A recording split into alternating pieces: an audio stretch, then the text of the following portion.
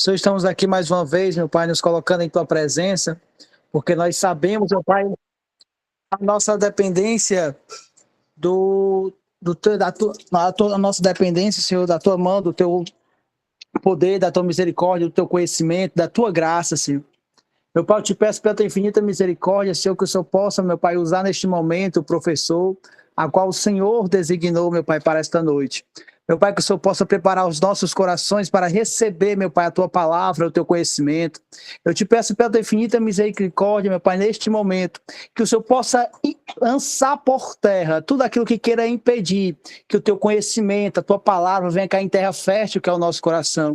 Porque assim como o salmista Davi, meu Pai, nós queremos também esconder a Tua palavra em nossos corações, para que nós não pequemos contra Ti, pois a Tua palavra é luz, meu Pai, que ilumina, meu Pai, as nossas vidas. É que eu te peço e te agradeço em nome do Senhor Jesus. Amém. Amém. Fica à vontade, pastor.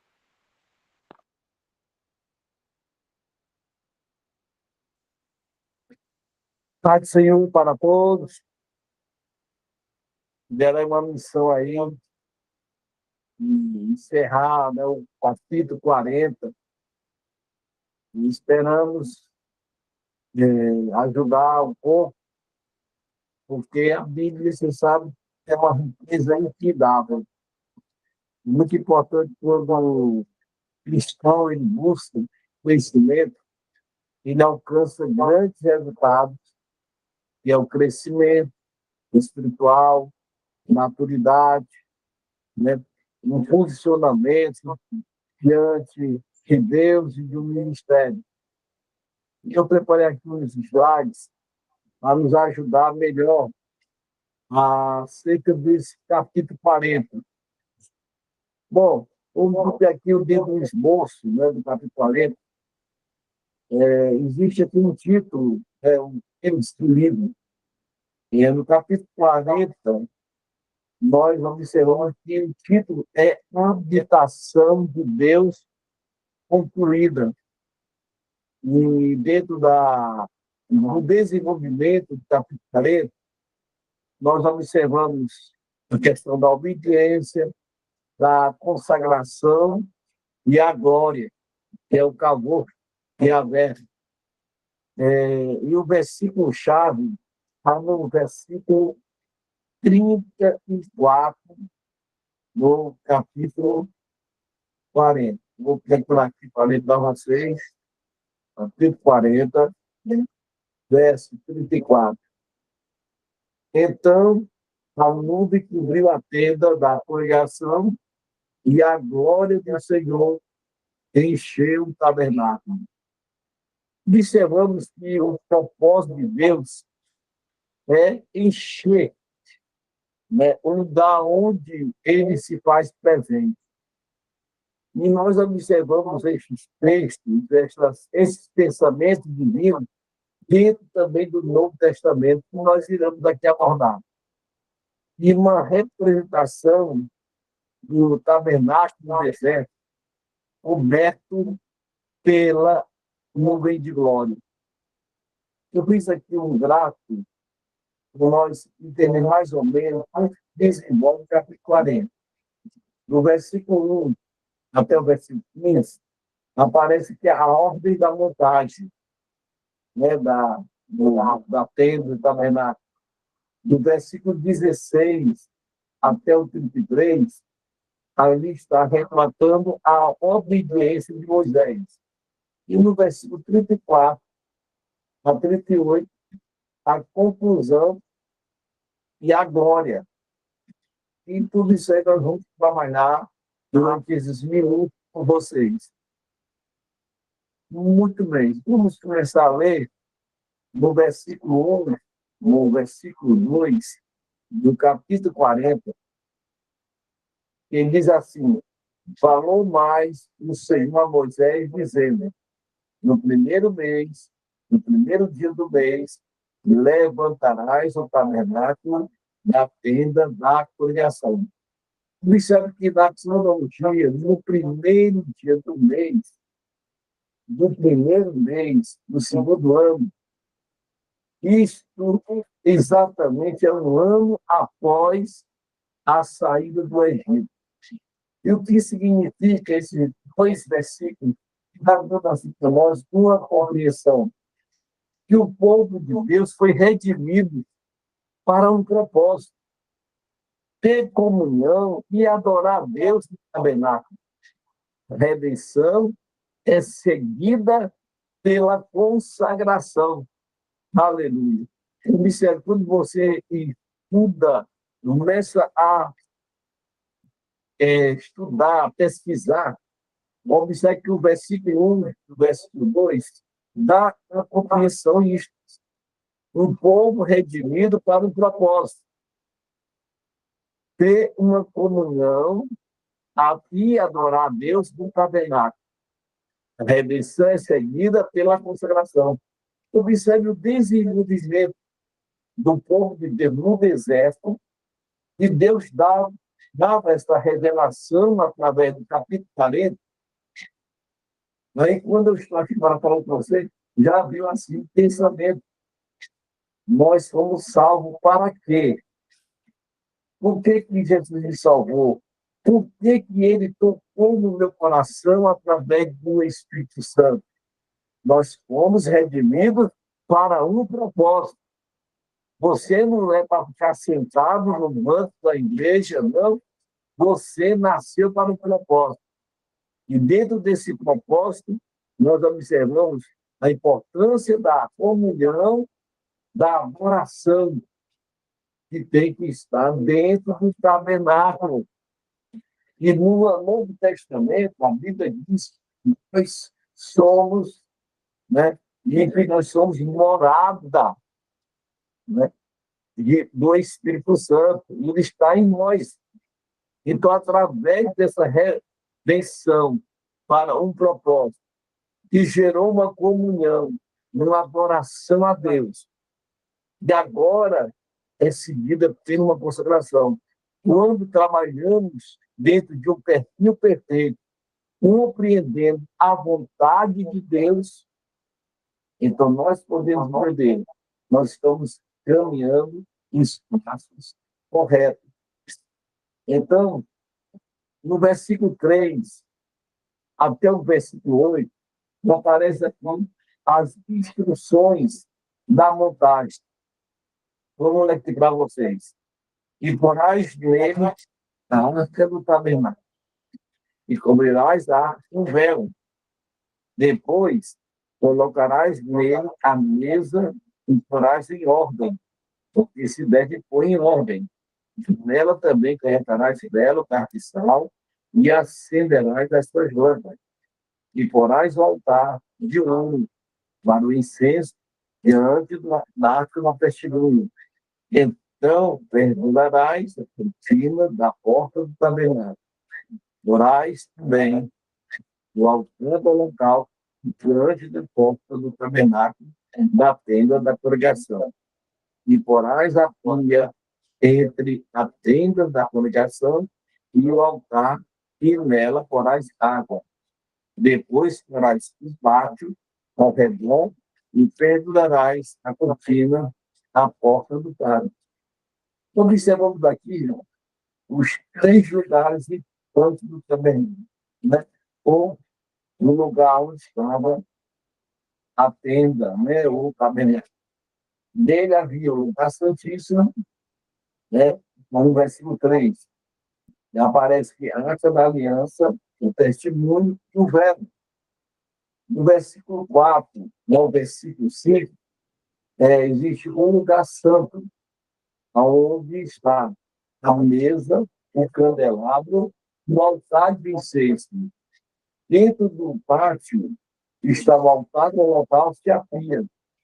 Interessante, meus queridos. Se você começar a pesquisar dentro do campo da tipologia, ou até da arqueologia bíblica, você vê que as colocações destes instrumentos, de arca da aliança, a mesa, o candelabro, o altar de incenso, o altar do holocausto, se você observar, até parece que foi algo mesmo de Deus mesmo. Assim, um desenho de uma cruz. Quer dizer, o altar do holocausto, aí vem a primeira, né? Aí de um lado vem a mesa, do outro lado o candelabro e o altar de incenso. E na ponta, né, na cabeça, existe a Arca da Aliança. Quando você vê o desenho, está em quase uma forma de uma cruz, né? Então, quando você estuda, você vai entender melhor o que eu estou falando. Vamos ver aqui o ponto exegético. Como eu compreendo isso? O que é que eu interpreto? A progressão da santidade. É clara. A arca é o centro da presença até o pátio, onde acontece o lugar da expiação e da purificação. Então, observe, né?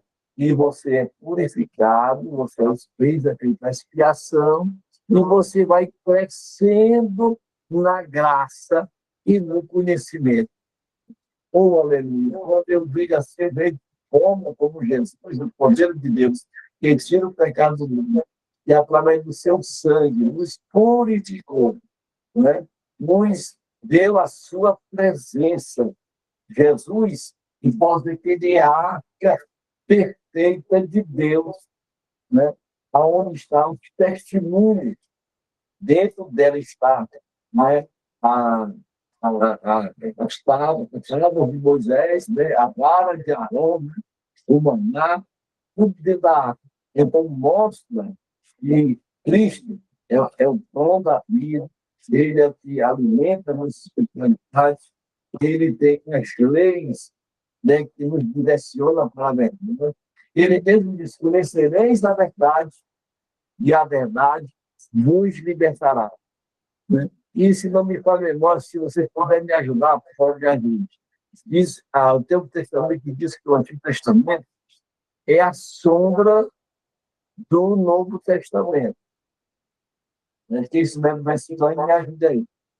Então, tudo que aconteceu de forma prefigurativa dentro do Antigo Testamento, no Novo Testamento, veio assim a veracidade. Por isso que diz que o véu do tempo, né, quando se rasgou de alta a baixo, então ali a revelação perfeita de Deus aconteceu para toda a humanidade.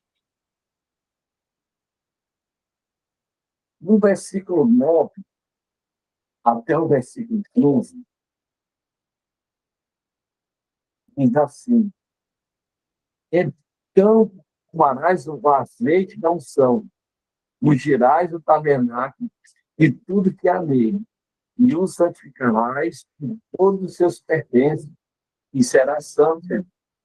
Ungirás também o local todos os seus utensílios. O altar será santíssimo.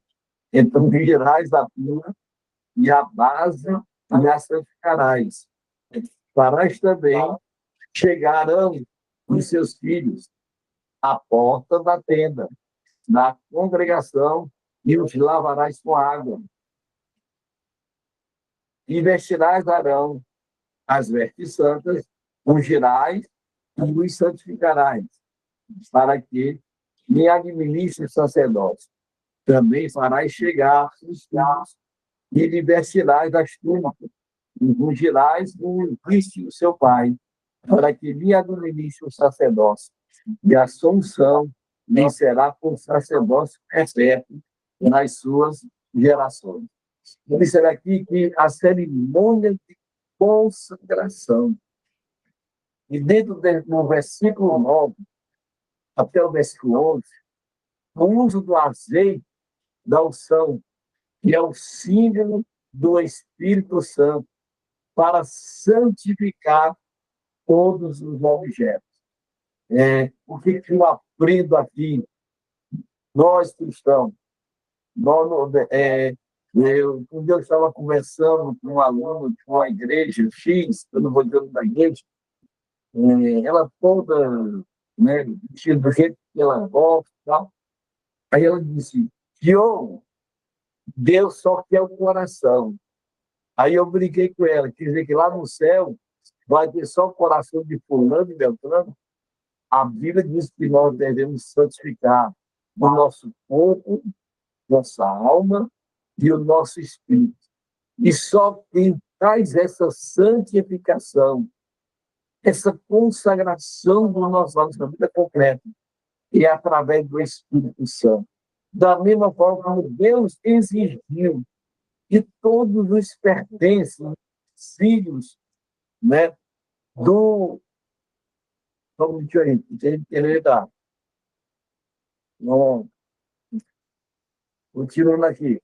Pois é, Deus ele exigiu que todos os pertences santificasse tudo, até os Arão e seus filhos, para um propósito, né? Revelando que a igreja do Senhor. E hoje nós tivemos uma doutrina dos pastores, que ele fala que devemos ser santos em toda a vossa maneira de viver. Observamos que também acontece, do versículo 12 até o versículo 15, a consagração do sacerdócio. Arão e seus filhos devem ser, primeiro, lavados com água. Significa purificação. Tem que ter vestimentas, não é ideais, que eu vou dizer, é vestimentas dentro do que foi pedido por Deus. E fala de separação e autoridade. E ungidos, que é uma capacitação divina. Quando eu falo isso aqui, o que é que vocês entendem? Eu queria ouvir a opinião de vocês, né? O que eu retrato no Antigo Testamento. E eu pego todos esses comportamentos que Deus manda que o povo fizesse isto através de Moisés. Agora eu trago para os meus dias. Que é que a Bíblia ela nos ensina a questão de lavarmos com água, vestir com as vestes, né? Todas preparadas para um objetivo, e ungidos. Observamos que a presença de Deus exige santificação completa do lugar e dos ministros. Às vezes a gente pergunta tanto por que Deus não está batizando, por que Deus não está salvando, por que Deus não está agindo como ele queria agir. Está faltando em nossas vidas a santificação que Deus tanto exige. Não somente dos lugares, tudo que ali é colocado, mas também as pessoas que adentram para aquele lugar, para adorar o nome do Senhor. Ninguém quer dar alguma opinião? Fique à vontade. Meu pastor, Fale. o interessante aí é que lá em Romanos 8, verso 29 e 30, é um paralelo, né, ao Êxodo capítulo 40, né, porque Paulo que fala primeiro que ele predestina, chama, justifica e por último ele é a glorificação, que será do nosso corpo, né, quando a igreja for arrebatada. E aí, se a gente for ver aí, quando todas as peças estão prontas, cada peça ela tinha o seu lugar de operação. Cada peça, um exemplo, o altar de incenso não podia estar no Santo do Santo, nem a arca podia estar no átrio. Então, cada peça tinha a sua função específica, né?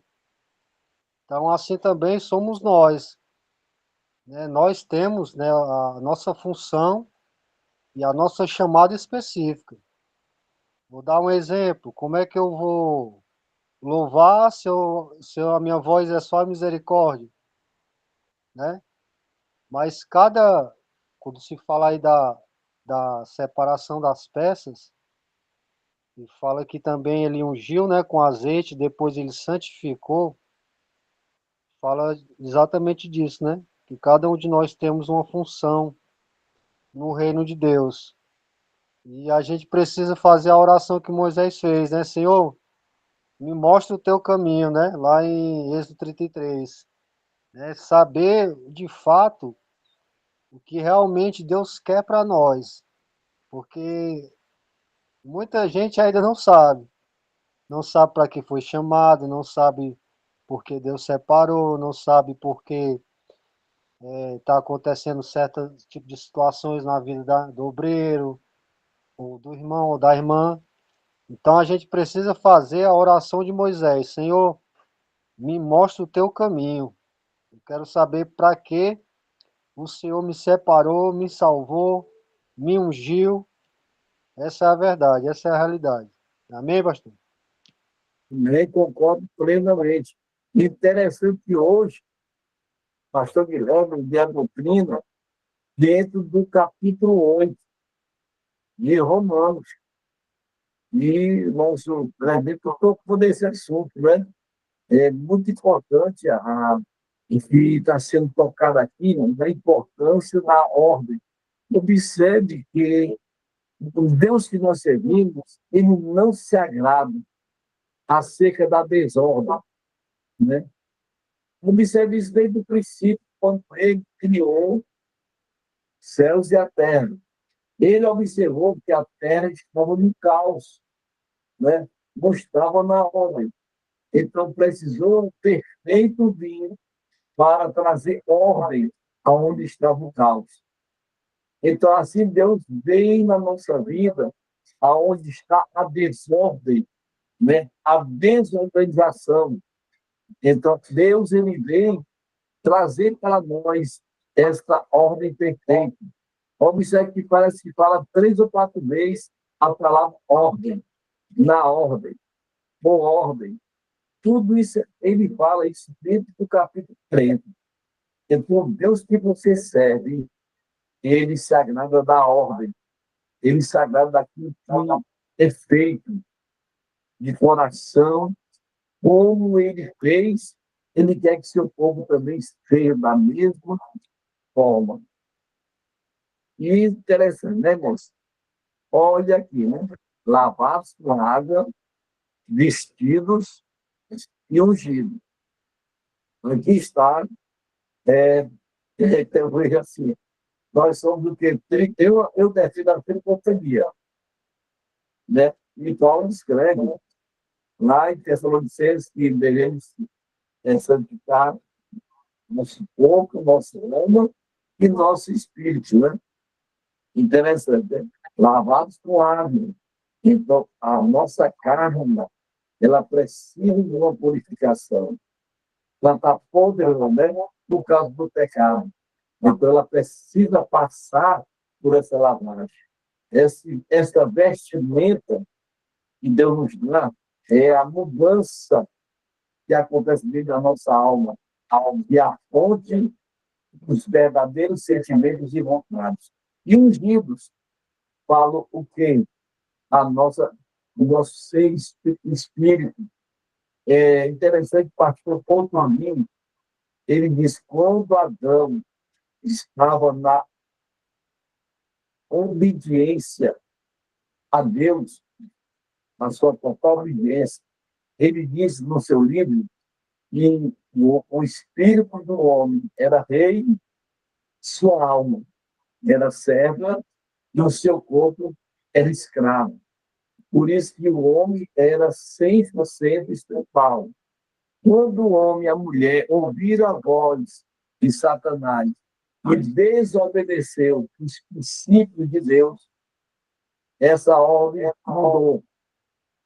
O espírito se tornou escravo, a alma serva e o nosso corpo rei. Por isso que o corpo ficou sendo o rei, dominando. E precisa dessa lavagem. E quem lava é a palavra de Deus, né?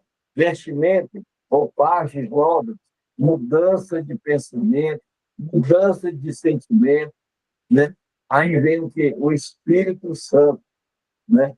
Vamos ver a casa limpa, pronto, preparado, e passa a morar dentro do corpo do ser humano, né? Por isso que a Bíblia diz que o Espírito Santo testifica com o nosso espírito que nós somos filhos de Deus, porque a presença de Deus santificou completamente a vida do homem. Da mesma forma como Deus deu ordem, organizou os objetos, ungiu, tocou na ordem. Aí depois acontece, daqui a pouco eu falo, a nuvem de glória encheu aquele lugar. Aleluia. Louvado é o nome do Senhor. No versículo 16 até o 33, observe o que diz o texto. Tudo fez Moisés segundo o Senhor lhe havia ordenado, assim fez. Observe que esta expressão aparece 7 vezes, só no capítulo 40, no versículo 19, no versículo 21, no versículo 23, 25, no 27, no 29, 32. E tudo fez Moisés segundo o Senhor lhe havia ordenado, assim o fez. Por isso que Moisés foi chamado de semideus. Por isso que Moisés, ele era um homem que se colocou-se entre a humanidade, quer dizer, o povo de Israel e Deus. Porque ele, né, que vivia nesta obediência. Talvez ele era pastor, mas ele feriu a rocha. É como diz, ele foi abençoado, foi. Ele foi vitorioso, foi. Mas tudo que você planta, você colhe. Moisés, ele colheu aquilo que ele plantou. E ela, mas ele viveu uma vida, viveu. Mas teve um momento, devido à situação, ele desobedeceu a ordem de Deus. E ele ficou por esse caminho. Mas não fez ele perder a situação. Não? Então, o que eu aprendo? O que eu faço para mim para você? Obedeça. E obedece a bênção de Deus que está sobre nós todos. Aqui tem uma ênfase teológica. A aceitação da obra por Deus depende da fidelidade e obediência exata às instruções. Não há espaço para improvisão ou boas ideias humanas em culto divino. Qualquer coisa que você quiser fazer no culto a Deus tem que ser direcionado por Deus. Por isso que é muito importante, primeiro passo, ouvir a voz de Deus. O que é que Deus quer falar? Como é que Deus quer proceder naquele culto? Quando o homem faz a sua vontade, Deus se afasta. Porque o culto é Deus, é divino, é para Ele. Né? É igualmente, se eu quero te dar um presente para você, eu não posso adivinhar como eu vou te presentear. Primeiro eu vou pelas tangentes, perguntando a alguém que conhece, rapaz, o fulano de tal, a fulano, ela gosta de quê? Rapaz, ela gosta assim, assim, assim, assim. Então começa a entender qual é o gosto daquela pessoa. Então, eu vou me esforçar e vou comprar um presente de acordo com ela gosta, com ele gosta. Quer dizer, quando eu chego naquele presente, a pessoa, menino, olha que presente aqui, estou com pensando. A pessoa sente a alegria por receber aquele presente. No mesmo caso, Deus. Deus, ele dá a ordem. E o nosso dever é obedecer e ser direcionado por Deus. Por isso que no termo aí aparece 7 vezes, né, dizendo que Moisés fez de acordo com Deus, como Deus pediu. Às vezes nós queremos fazer a nossa vontade. É um desastre, é um acidente. Então é importante estarmos direcionados por Deus. No versículo 17 até o 33, aparece aqui já a montagem, né? Um detalhamento baixo. O texto é uma repetição quase idênticas das instruções dadas nos capítulos anteriores que vocês já estudaram. Por isso que nós temos que bater mais, porque vocês já estudaram isso aí. Então, a função literária, ela serve como um atestado final em que o projeto, conforme revelado no Sinai, foi executado fielmente, garantindo que o objeto final, que é o tabernáculo, é a habitação legítima de Deus. Vamos ver aqui, olha, vamos aqui fazer aqui uma seleçãozinha. Então, no versículo 21, do capítulo 40, eles introduziram no tabernáculo, pendurou o véu da cobertura e cobriu o testemunho, como o Senhor ordenara a Moisés.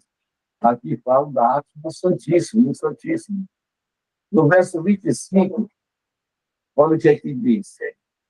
E acendeu as lâmpadas perante o Senhor, como o Senhor ordenara a Moisés. O acendimento do candelabro. Pode até passar no candelabro, tem que ter o momento certo, o lugar certo e a hora certa. Não pode ter lá já mudando, ou pegando na mão aqui, já acendendo, não. Tudo de forma bem detalhada. E até mesmo na unção de Arão e seus filhos, havia tudo esse detalhamento, como você estuda. Né? Como é que esse Deus é? Deus é muito, não sei se eu vou usar a palavra certa, ele é muito perfeccionista na questão do que ele propõe revelar quem ele é e como é que ele quer do seu povo. E no versículo 33, diz assim: levantou também o pátio ao redor do tabernáculo e do altar e pendurou a cortina da porta do pátio. Assim Moisés acabou a obra. Aí está o texto assim, mas acabou a obra. Lembra da conclusão da obra da criação? Observe aqui em Gênesis capítulo 2, no verso 1 e 2, que ele diz: assim os céus, a terra e todos os seus exércitos foram acabados. E havendo Deus acabado no sétimo dia, a obra que ele fez, descansou no sétimo dia de toda a sua obra que tinha feito. Para tomar um paralelo perfeito, isso dentro no deserto, agora também no tabernáculo. Então, a conclusão do tabernáculo é vista como uma nova criação, como a igreja também é vista como uma nova criação, aonde a glória de Deus agora habita com a humanidade redimida. É interessante, é curiosidade. Até me ajude, por favor. Interessante que no Éden, Deus ele vinha das tardes, final de tarde, falava com o homem, depois saía. No deserto, através da caminhada, ali Deus revelou, como tipótica, que a presença dele iria ser com ele, através da nuvem e através da coluna da cama. Mas não era aquela coisa permanente. Observe que tudo estava fora, né? Não estava ainda dentro daquilo que ele queria. Gente, aí assimilar o que eu quero, onde eu quero chegar. Deus, ele, no Éden, ele vinha e falava com o homem. No deserto, do mesmo jeitinho. Ele vinha, mas ainda não estava. Mas ele mostrava, dentro da natureza dele, que o propósito dele era querer ficar dentro do tabernáculo. Aí depois Deus levanta os profetas. Aí Deus vem sobre o profeta e usa os profetas para entregar a mensagem. Aí depois o verbo se fez carne e começou a andar no meio do seu povo, selecionou 12 para ser discípulos, preparando a mentalidade, o coração deles. Aí depois ele fez uma promessa, né? Aí eles foram para o céu, prometendo, né, o Espírito Santo. Agora, esse Deus não está mais fora, não está mais só visitando. Agora, dentro da nova plenitude dos gentios, quem não der glória agora, meu filho, então tem que se converter. Olha o que aconteceu. O Espírito Santo agora não está mais perto, não está mais cercando, não está mais rodeando. Não está vindo um dia sim, um dia não. Mas agora o Espírito Santo, ele está habitando dentro de nós e está conosco, aleluia, 24 horas por dia. Olha o plano de Deus aí, trazendo, né, um comportamento divino. E qual é o propósito dele? Ei, o propósito de Deus é estar trabalhando dentro de você, dentro do teu corpo, dentro da tua alma, dentro do teu espírito, dentro do pátio, dentro do lugar santo e dentro do lugar santíssimo. Essa é a vontade perfeita de Deus. E nós observamos no verso 34 ao 38, onde é que diz: então a nuvem cobriu a tenda da congregação, e a glória do Senhor encheu o tabernáculo, de maneira que Moisés não podia entrar na tenda da congregação, enquanto a nuvem permanecia sobre ela. E a glória encheu o tabernáculo. Quando, pois, a nuvem se levantava de sobre o tabernáculo, então os filhos de Israel caminhavam em todas as suas jornadas. Se a nuvem, porém, não se levantava, não caminhavam, até o dia em que ela se levantava. Assim, portanto, porquanto a nuvem do Senhor estava de dia sobre o tabernáculo, e o fogo estava de noite sobre ele, perante os olhos de toda a casa de Israel, em todas as suas jornadas.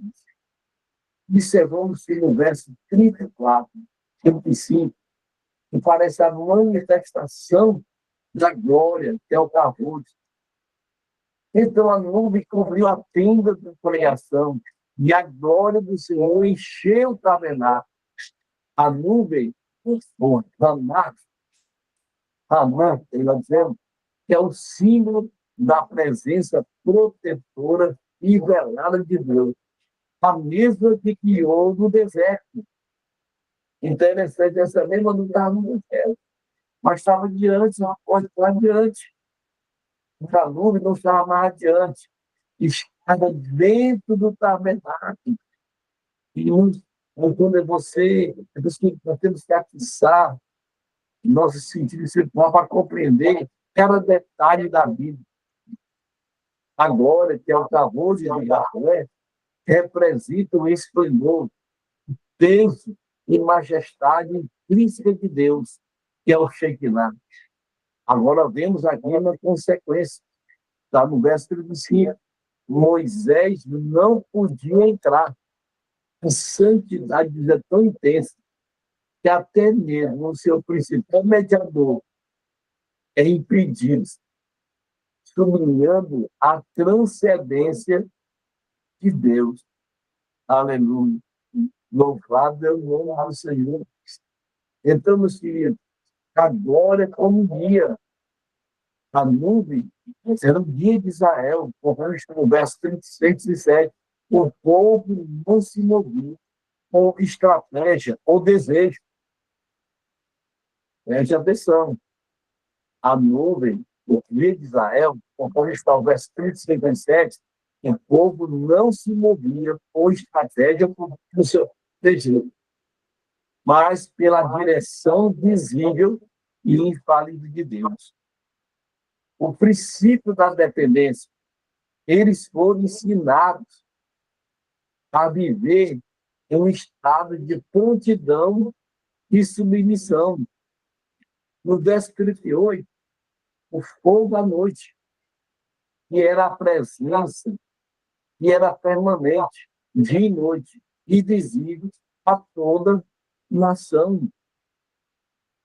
Vamos aqui fazer aqui umas aplicações dentro das conexões teológicas. Tabernáculo e sua realidade em Cristo. Primeiro, eu observo que a importância da obediência.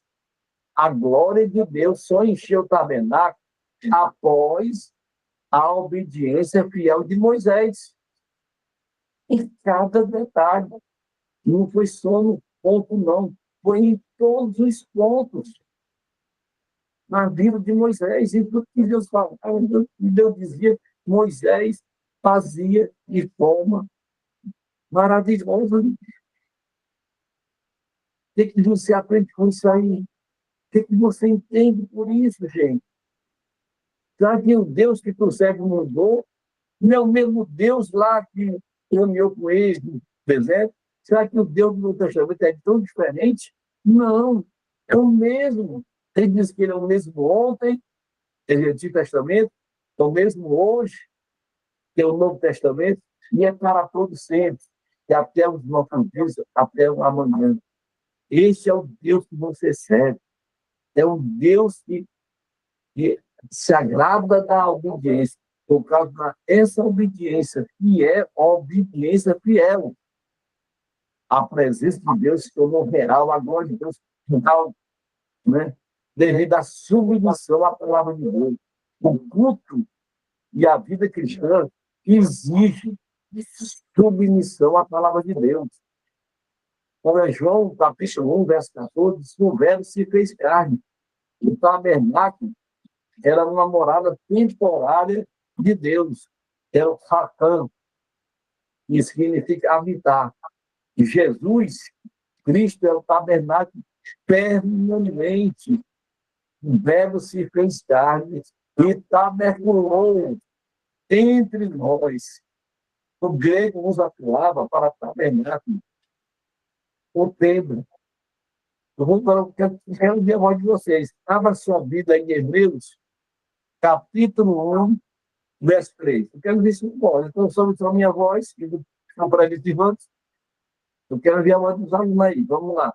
Hebreus, capítulo 1, verso 3. Aqui diz.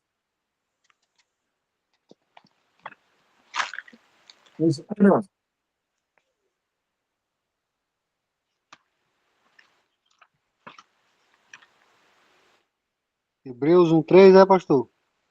Isso. O qual, sendo o resplendor da sua glória e a expressa imagem da sua pessoa, e sustentando todas as coisas pela palavra do seu poder, havendo feito por si mesmo a purificação dos nossos pecados, assentou-se à destra da majestade nas alturas. Tabernaculou. Não é isso? Então, meus irmãos, essa é a verdade. E se expressa dentro do capítulo 40 de Êxodo. E sabemos que ele é o dia perfeito. Coluna de nuvem, de um fogo, da figura do Espírito Santo. E hoje habita, nos guia e habita em nós. Outro irmão aí lê a 1 Coríntios 6, verso 19. 1 Coríntios 6 e 19.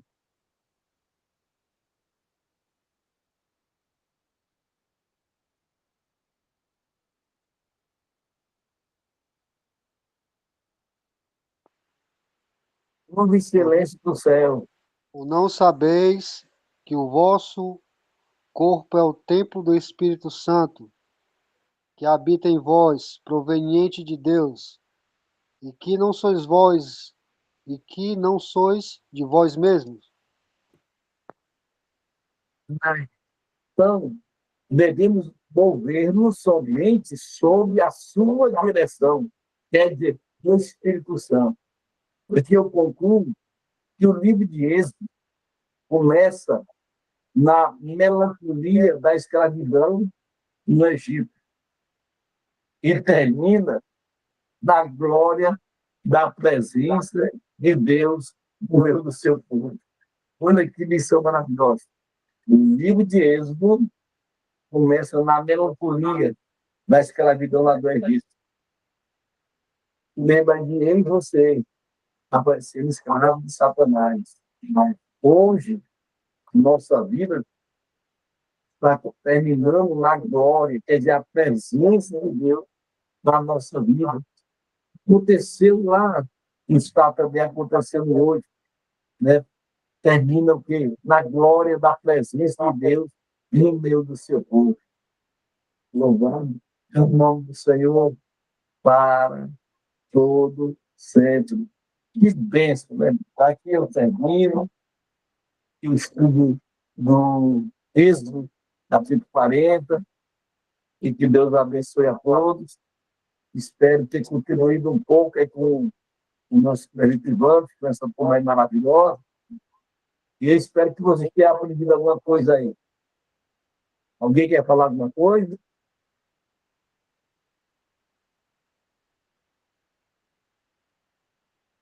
Fique aí à vontade.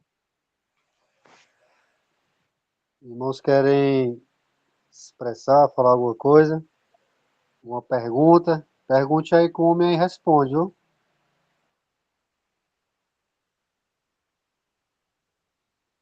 Amém? Todo mundo entendeu? Pode legal.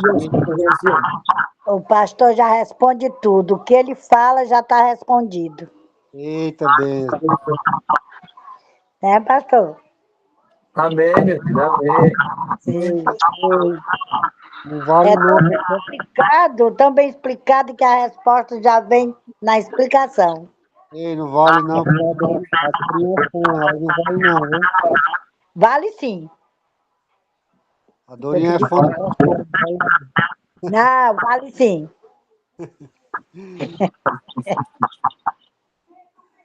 Amém, meus irmãos.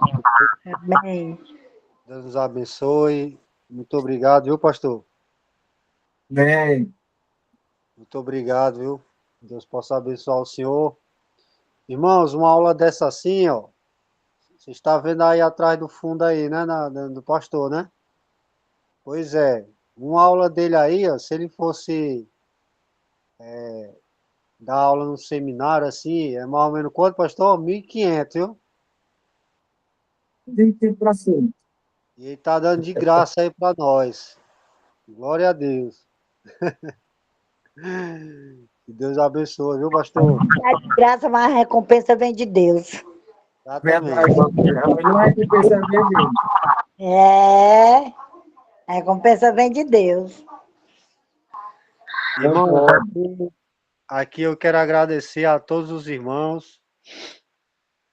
Capítulo 40, encerramos, graças a Deus. Né? Eu quero agradecer ao Varão Herbert, ao Dudu, ao irmão Antônio José, que também deu aula para nós, irmão Geilson, a todos os irmãos, Micael, irmã Letícia, Michel.